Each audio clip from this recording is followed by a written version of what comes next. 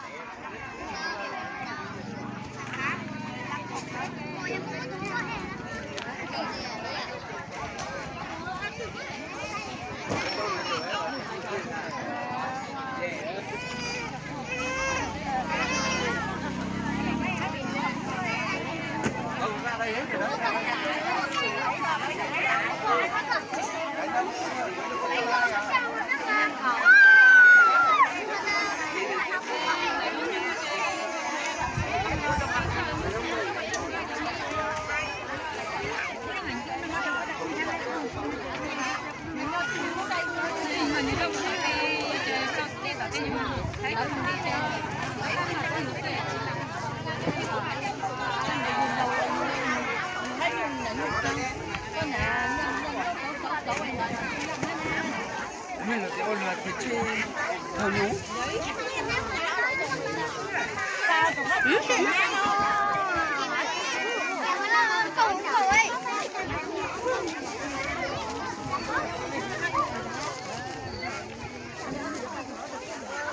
Một đầu củ thôi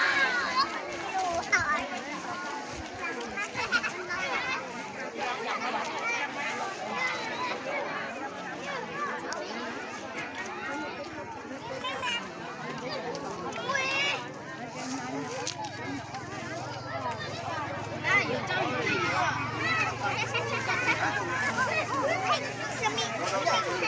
Hãy subscribe cho kênh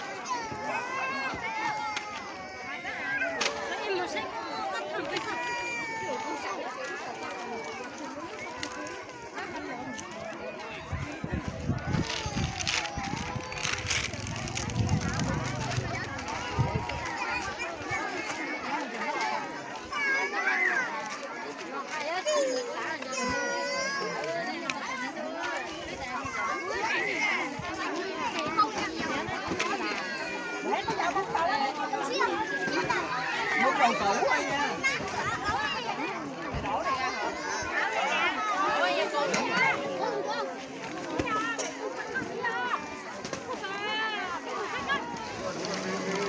hấp dẫn. 咱们没有，咱能做路安藤了，真的是，咱叫路呢叫，咱看，咱路，那他咱嘞，咱路，这高。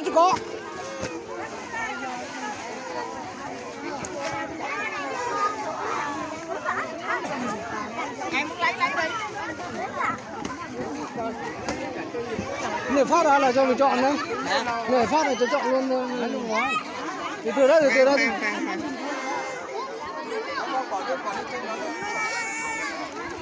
Sao em thấy sao? Mà Mình đồ phát không? mà phát ra là cho nó kịp chọn và nó lộn xộn lắm.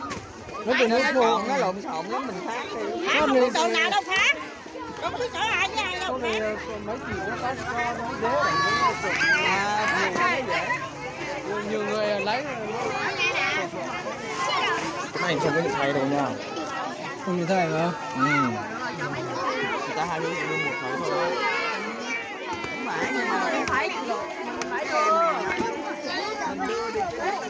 Mình nhìn rất là khám à.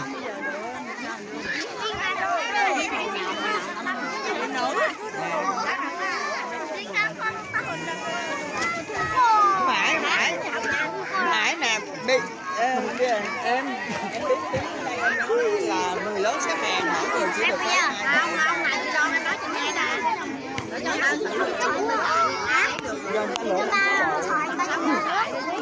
Không bây giờ là cho nó vào nó lấy nó tìm vào nó lấy là mấy người nó vào nó lấy cả đống luôn.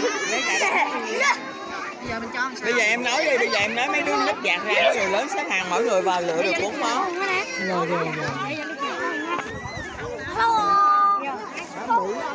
Bố à. Đi đâu? Ông này nói là để một người vô. Mình bây giờ thế nào nhá? Bây giờ thế nào căng. Vâng được.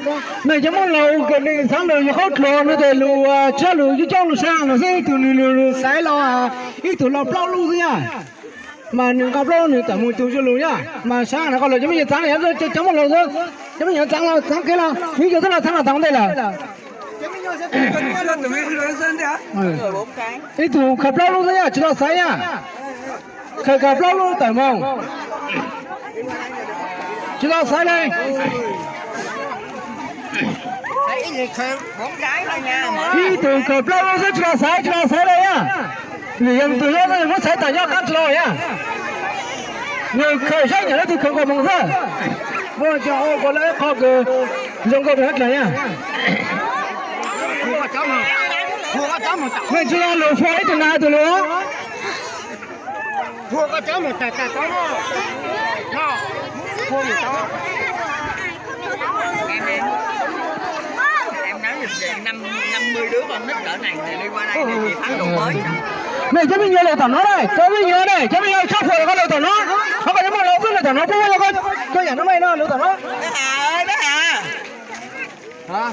Cho mình nhớ lời tao nói đây.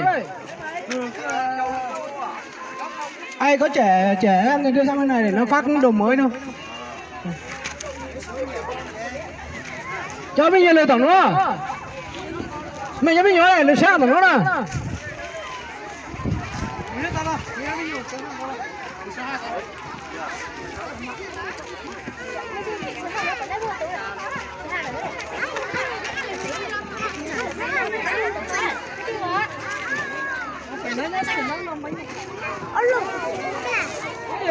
Lên từ cho mình nhỏ con lừa tao nói, cho mình nhỏ con lừa tao nói rồi.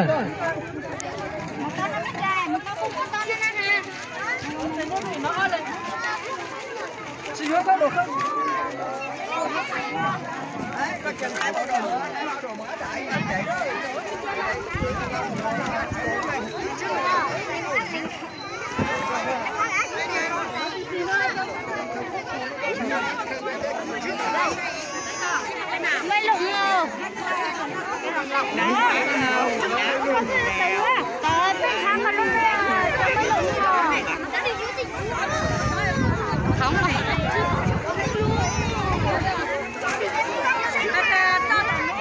Tao luôn tại sao xảy ra tao mà xảy đánh tật nữa.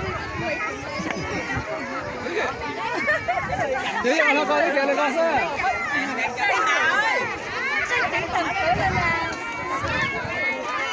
này chẳng biết nhiều sáng biết này co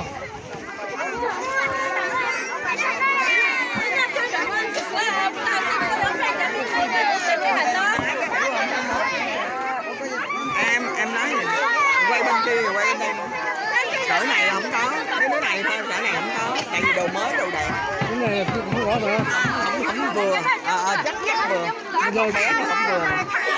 mày chắc mày chắc cái lối gió thông cả gió này chắc có cái dòng à bây giờ cái dòng sao đây có bao giờ sửa từ lo thế này Em kêu đứng hai hàng thôi dễ phá. mày sợ hàng này đâu sợ hàng này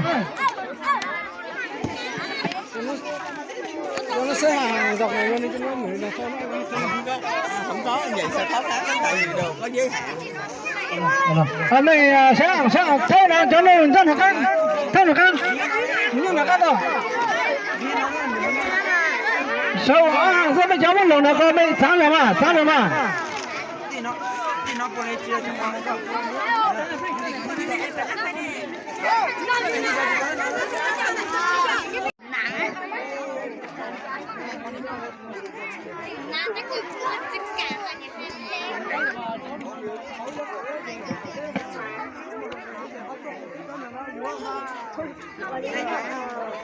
nhớ chứ từ xa từ xa có xe giao không phải chở lù chở dầu mình nhớ chứ từ phố liền mua mình chở dầu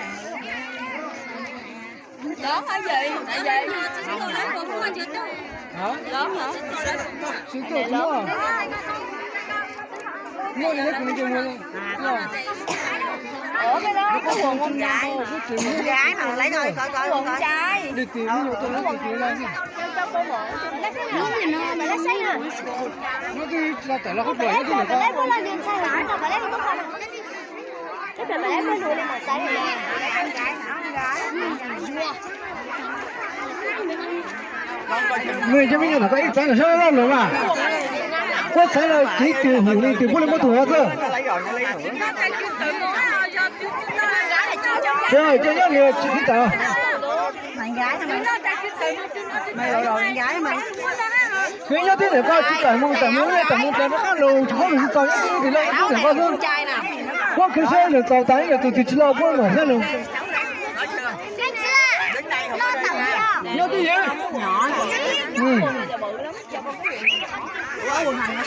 Kêu người ta là ai có phiếu xếp hai hàng ngoài kia. Nói đi. alo nó cho cửa là phó lùng mấy à tí này là sao hàng sao ăn tao sao hàng này luôn tự nhiên lo thì tầm mong này Hàng đi. Được chưa? Anh cho khách hàng đi. Cho nghĩ nghĩ như này anh nè, cho sách bên đây nè, rồi cái mình đi ra thì ra luôn. Cho sách bên đây đi. này sao thảo luôn này alo cho cái lời sao thảo luôn mong nó cho tao nhiên tao tao mong ra Có đi ra luôn. luôn tao nó mà nó sao đó cho tao con lên tao đó ai có phê luôn này để lấy dần từ đây sang kia luôn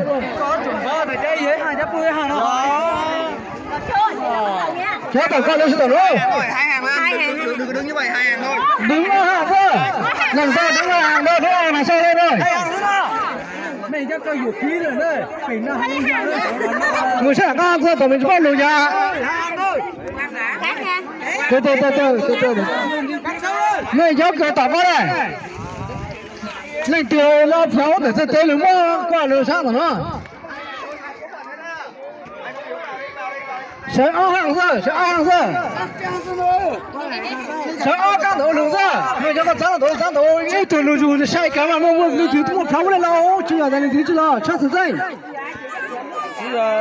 hẳn là số có ra hẳn ít thay là muốn sao không bây giờ Anh nói thanh niên đi xuống sau để cho con nít với bà già lên trước đi, thanh niên xuống sau đi. mình cho tôi lừa rồi mua xuống nó cao giờ đó Nhường cho mấy nhường cho có giống lâu đây mà nhiều đang người già đi trước người già đi trước đi, vợ nhường cho người già đi trước chứ đất. Còn cái kia liên quan. mình cho nó sắp rồi xuống đây rồi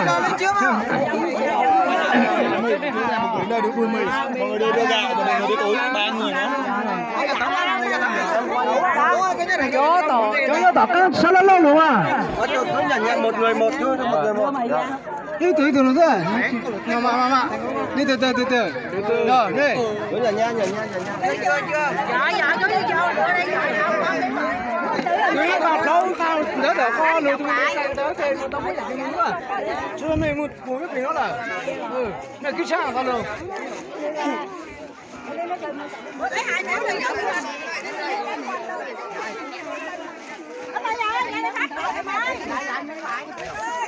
Đúng rồi. Tiến lên hai người đi, lên hai người. Bác.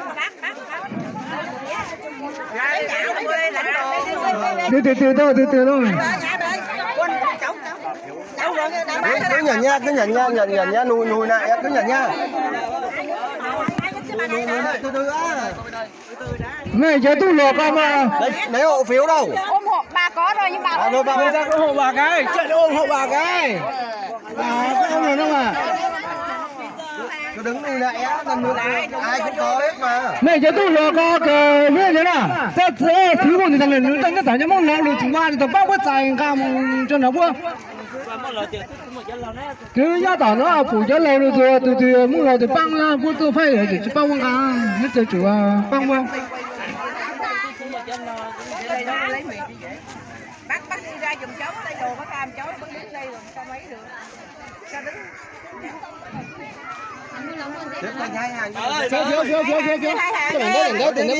quét ở đây đứng phiếu chưa Phiếu đây, nào đi đâu đây?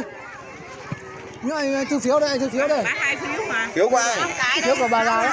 bác hai phiếu Bà hai phiếu à? bác phải vòng lại á, mất công á, để bình lộn. Bác hai phiếu lên. Ở đây lấy từng phiếu à. Không mua phiếu rồi, không phiếu gì à? Dạ. Thì không mua phiếu, không chuyển hàng, không mua phiếu. Ra có hưởng quay ra. Ra có cuốn gì lo. Bác cạo bác tội đi. Mùng sáng đầu luôn. Mẹ sáng đầu căng vào luôn à? Sáng đầu căng vào mình nó chưa? Mình chỉ có lùi ra, mình lấy cái căng vào mình nó chưa để nó. Tao.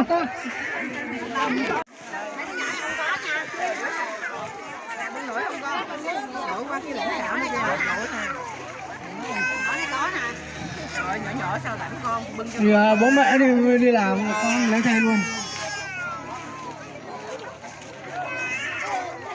Đây. Muốn nhận nhau mà chất sinh trong đây mà. Nó căng để chưa căng mà.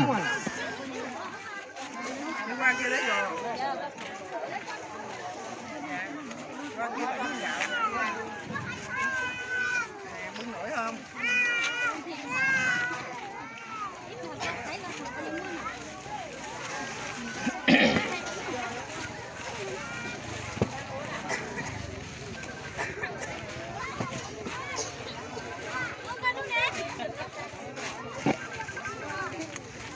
Thôi.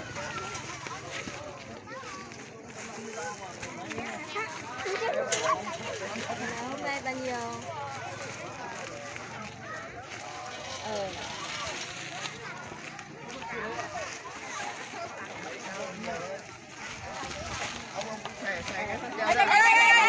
Ra nằm ngang qua nè. Đây, bỏ đi. Để tóc nó cái mồm nó. Ra đây. Đâu muốn đâu?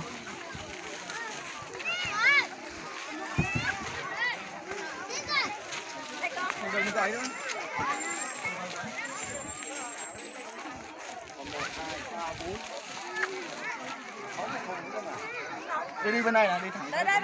Đây. Một cần chứ.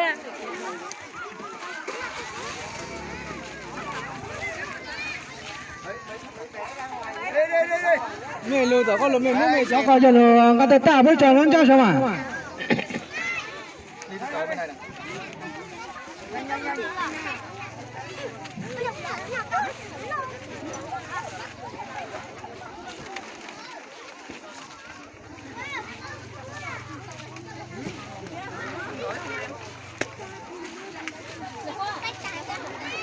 Bé có không được em?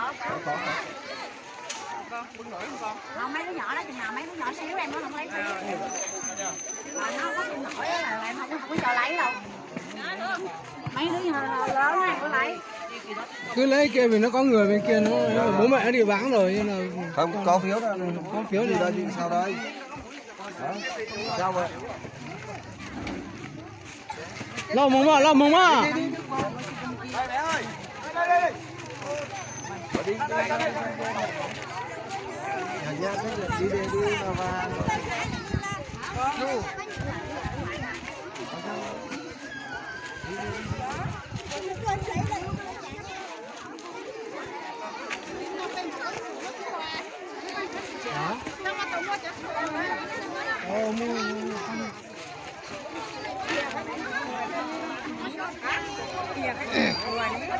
bao nè cho thành nhiều cái này là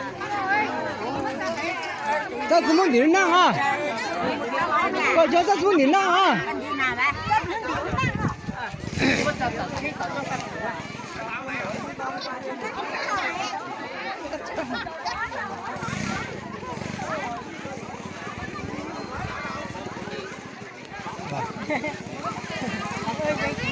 vậy rồi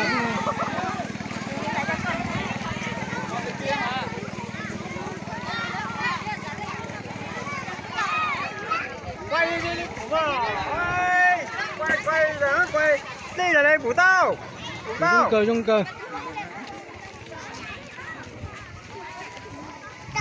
tao tao cũng nó tiêu luôn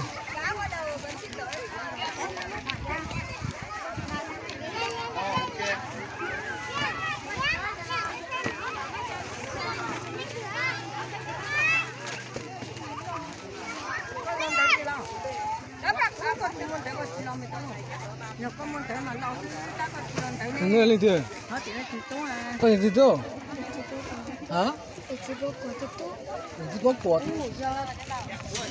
bài kia hả nó giống như chưa tới mà tôi lên nãy lên tới nó lên tiền có giờ bài kia tôi giờ nó bắt vào chi bây giờ bắt bây giờ bài kia tôi nó có té chú con nó có chăm lo chứ lo hả chú con nó